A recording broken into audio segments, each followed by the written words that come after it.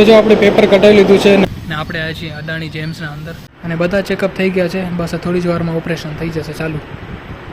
કેમે મજા ને, મતલબ કે 2.5 કલાક થયા કાકાનું ઓપરેશન ચાલુ છે. So hey guys, good morning and welcome back to my YouTube channel. તો વાગે છે અત્યારે સવારના કંઈક 6:15 અને આજે આપણે જવાનું છે ભુજ હોસ્પિટલ કાકાના રિપોર્ટ કરવા માટે. અને આજે આપણે એને બસમાં જવાના છીએ. અમે નાસ્તો કરી લીધો છે, રેડી થઈ ગયા છીએ. હવે આપણે ઘરેથી નીકળી. ચલો, જવાથી પહેલાં હનુમાનજીના દર્શન કરી લઈ. અને ભાઈ સવારમાં જો એને સ્ટેશન કેટલું એકદમ શાંત લાગે નહીં, બહુ ઓછા માણસો છે, માણસો નથી એમ કહેવાય. તો ચાલો આપણે રિક્ષા કરીને પછી જઈ નખત્રાણા અને ત્યાંથી બસમાં ભુજ.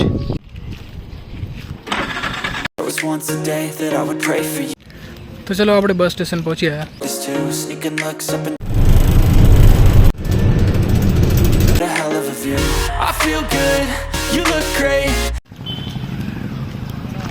તો ચલો ગાઈસ, આપણે ભુજ પહોંચી ગયા છીએ અને ભાઈ સમયથી પહેલાં પહોંચી ગયા. મને એમ હતું કે 8:30 વાગે પહોંચશું, પણ 8 વાગે પહોંચી ગયા છીએ. અને હજુ ઓપીડી સેન્ટર બંધ છે ને આપણે આવ્યા છીએ અદાણી જેમ્સના અંદર.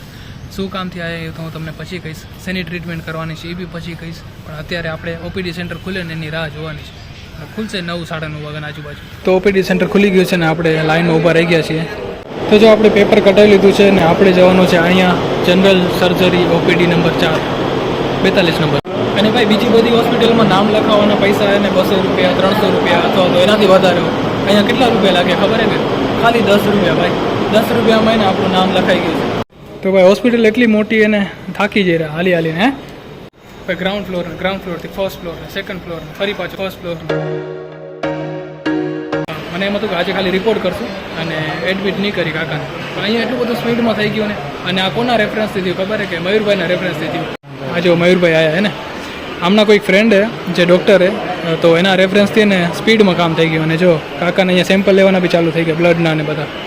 અને હવે હું તમને કહું કે સાની ટ્રીટમેન્ટ કરવાની છે. તો ભાઈ કાકાને ને પાઇલ્સનું ઓપરેશન કરવાનું છે. અને આપણે અદાણીમાં આવ્યા કેમ કે મયુરભાઈના રેફરન્સમાં જે ડૉક્ટર છે એનાથી આપણે આ હોસ્પિટલમાં આવ્યા, નહીં તો પછી બીજી કોઈ હોસ્પિટલ આપણે જોયું હતું.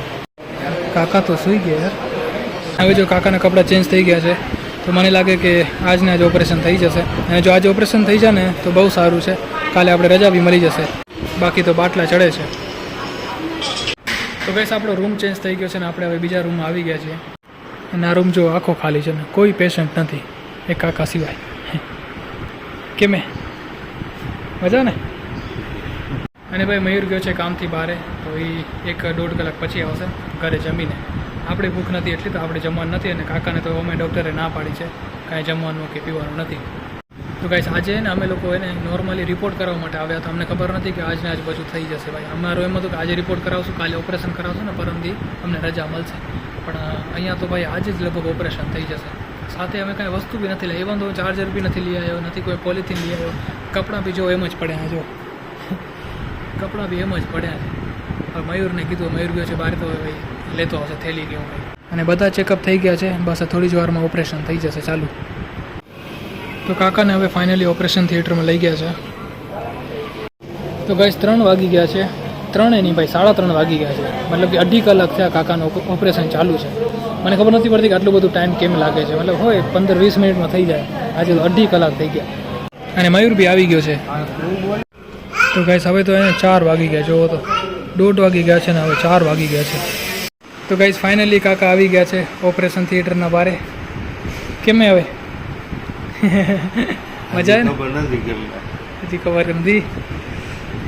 અને ભાઈ પોઝિશન તો જો તમે નીચે સ્ટૂલ રાખેલો છે. અને ભાઈ આ પોઝિશનમાં એને રહેવાનું છે હવે થોડાક સમય માટે. તીખું તળેલું મરચાં ખાવા તો પછી આ પોઝિશનમાં. હા ભાઈ, એ વાત યાદ રાખજો ભાઈ, બહુ ઓખું હો ને.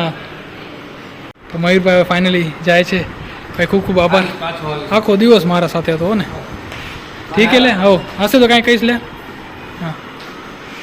અને કહીશ હવે આપણે અહીંયા રહેવાનું છે કાલે બપોર સુધી. કાલે આવશે ડૉક્ટર ફરી પાછા ચેકઅપ કરવા માટે.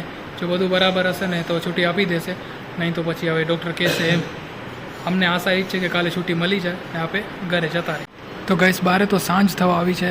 કાંઈ કેટલા વાગે છે ખબર છે? 7 વાગવા આવ્યા છે. અને અહીંયા કને કાકા સૂતા છે. પણ મને એમ થાય છે કે મારો સમય કેમ નીકળશે ભાઈ કાલ બપોર સુધી. શું કરીશું, મારી પાસે ચાર્જર બી નથી. હમણાં એક ભાઈ પાસે ઉતારું ચાર્જર લઈને થોડા ઘણા પર્સન્ટેજ ચડાવે છે આપણા ફોનના, પણ કાલ બપોર સુધી મુશ્કેલ છે કેમ. અને કાકા ઉઠે ને તો જીદ કરે કે મને ચા પીવી છે ને, પણ મેં કીધું ભાઈ 6 કલાક સુધી આરામ કરવાનો કીધો છે, નથી પાણી પીવું, નથી ચા પીવી, કાંઈ જ નહીં. નથી માનતા બોલો. ઉઠે તો વળી કહેશે ચા લઈ આવો ને, ફ્રેશ થઈ જાઓ. હજુ 7 વાગે છે ને, રાતના 12 વાગ્યા સુધી કાંઈ નથી દેવાનું.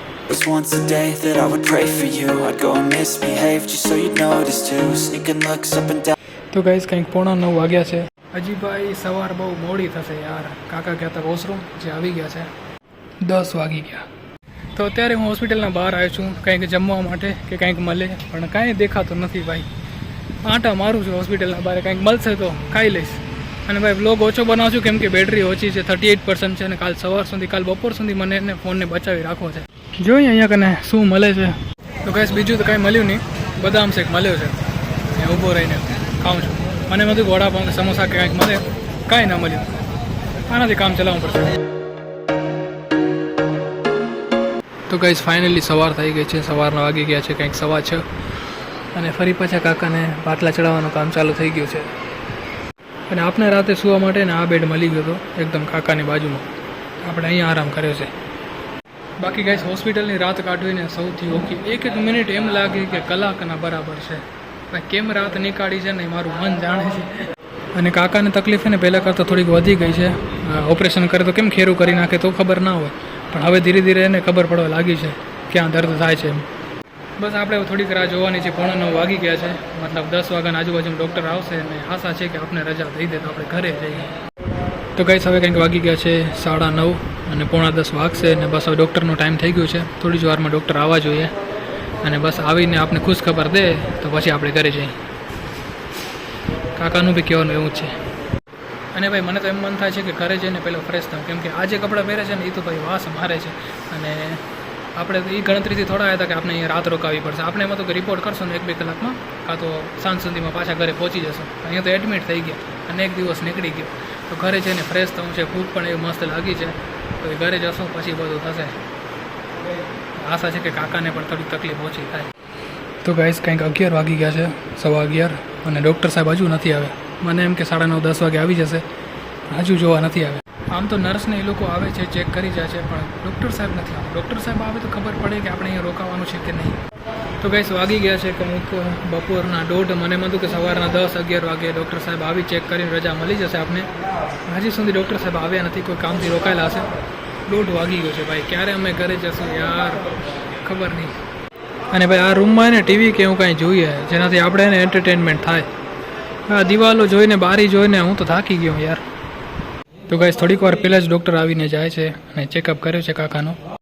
અને ડૉક્ટર એમ કીધું છે કે સાંજ સુધી રોકાવું પડશે, મતલબ કે 5:30-6 વાગ્યા સુધી રોકાવું પડશે ને પછી ડિસ્ચાર્જ મળશે. હજુ આપણે 2-4 કલાક કાઢવાના છે ભાઈ. કંઈક વાગી ગયા છે 2:30 અને 6 વાગ્યા સુધી રહેવાનું છે. બાકી આ જો થોડી ઘણી મેડિસિન ને લઈ આવી છીએ આપણે બહારથી, ટ્યુબને આટલી દવા બહારથી લીધી છે. તો ગાઈસ ફાઇનલી હવે કંઈક 5:45 વાગો આવ્યા છે અને હવે આપણે ડિસ્ચાર્જ મળી શકે એમ છે. ડૉક્ટર સાથે વાત થઈ હતી, તો હવે બસ એક છેલ્લી વાર ચેક કરશે ને પછી આપણે રજા દેશે. અને આપણો ફોન આટલી વાર સુધી ચાલ્યો ને એ આ ભાઈની મદદથી. આ ભાઈએ ચાર્જર દીધું ને આરું જો, તો અત્યાર સુધી આપણો ફોન ચાલ્યો. તો ગાઈસ સાંજ થવા આવી છે અને આપણે ડિસ્ચાર્જ નથી મળતું ભાઈ. 1 કલાકથી હેરાન થઉં છું, કોલ કરું છું બધાને, પણ કોઈ રિસ્પોન્સ દેતું નથી. ક્યારે ડિસ્ચાર્જ મળશે ખબર નહીં યાર. અને ભાઈ એવું બી નથી કોઈ દવા ચાલુ છે કે બાટલા ચાલુ છે, કાંઈ જ નથી. સૂતા છીએ, થાકી રહ્યા નહીં સૂઈ સૂઈને. આપને એમાં તો કે 10 વાગે રજા મળી જશે, અને સાંજના જો કેટલા વાગી ગયા, 6:30 વાગી ગયા. તો ગાઈસ ફાઇનલી કાંઈક તો રિસ્પોન્સ મળ્યો છે. વાગી ગયા છે કંઈક 7 જો, અને હવે એને કાઉન્ટરમાંથી આપણે સમાચાર મળી ગયા છે કે સારા સમાચાર મળી ગયા છે કે ફાઇલ ઉપર કામ ચાલુ થઈ ગયું છે. મતલબ 10-15 મિનિટમાં હવે આપણે એને અહીંયાથી ડિસ્ચાર્જ મળી જશે.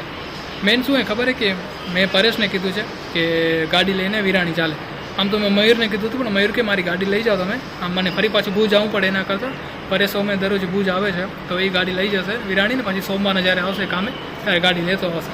તેમ કરીને વાત થઈ છે. તો અમારા માટે એને પરેશ બી રાહ જોઈ રહ્યો છે ક્યારે કે અમે ડિસ્ચાર્જ થઈને જઈએ, પછી પરેશ સાથે ગાડીમાં બેસીને વિરાણી જઈએ. અને ભાઈ અમને એમ હતું કે સવારના ડિસ્ચાર્જ મળશે, તો મેં ઘરે કહી દીધું ને. ઘરે એને બપોરની રસોઈ બી બની ગઈ હતી, પછી બપોરના સમય તો આપણે ડિસ્ચાર્જ ન મળ્યું. હવે સાંજના સમયે રસોઈ બની ગઈ છે, તો બસ એ રસોઈ આપણે જમવાની છે. જેમ તેમ કરીને આપણે ઘરે પહોંચી જઈએ તો બસ એ ઘરવાળા બી ટેન્શનમાં છે કે જલ્દી આવી જાય તો એમ. તો ગાઈસ ડિસ્ચાર્જ પેપર હાથમાં આવી ગયા છે ફાઇનલી. હાલો હાલો રજા પડી. હાલો રજા થઈ. તો મુસ્કાન તો જો ચહેરા ઉપર. हमको रजा मिल गया. સહી છે. તો ગાઈસ પરેશ સાથે વાત થઈ છે. એ આવે છે મયુરની ગાડી લઈને તેડવા માટે, મયુરને ઘરે ડ્રોપ કરીને.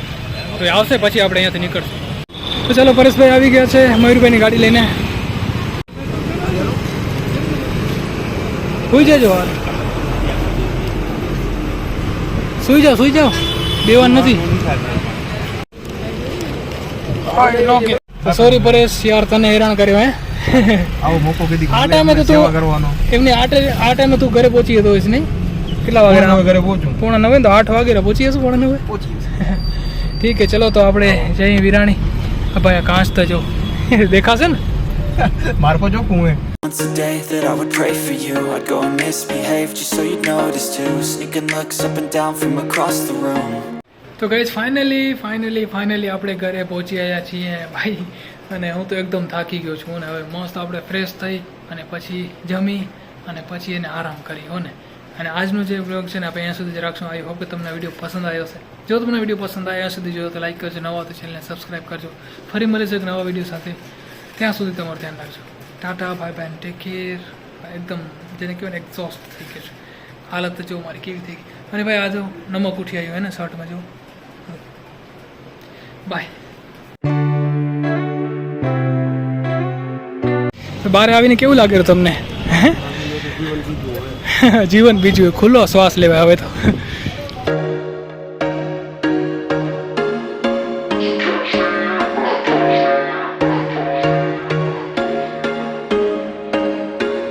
There was once a day that I would pray for you. I'd go and misbehave just so you'd notice too. Sneaking looks up and down from across the room. Damn, what a hell of a view. I feel good, you look great.